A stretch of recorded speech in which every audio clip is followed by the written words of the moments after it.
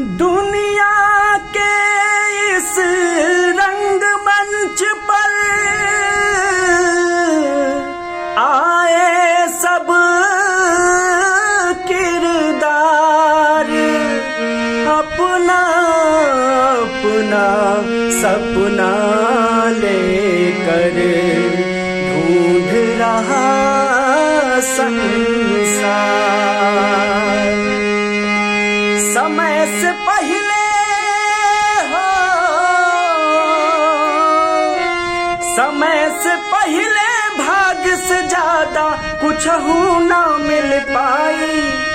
समय से पहले भाग्य से ज्यादा कुछ ना मिल पाई। राह में निकल चलाए राही, मंजिल जाने कहाँ भेटाई। राह में निकल चलाए भाई, मंजिल जाने कहाँ भेटाए। समय से पहले भाग्य से ज्यादा कुछ ना मिल पाई।